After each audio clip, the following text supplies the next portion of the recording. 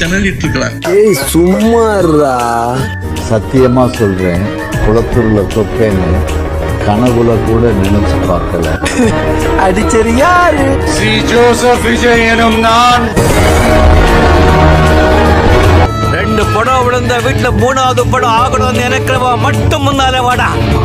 ரொம்ப பயங்கரமான ஆளா இருப்பாரோ.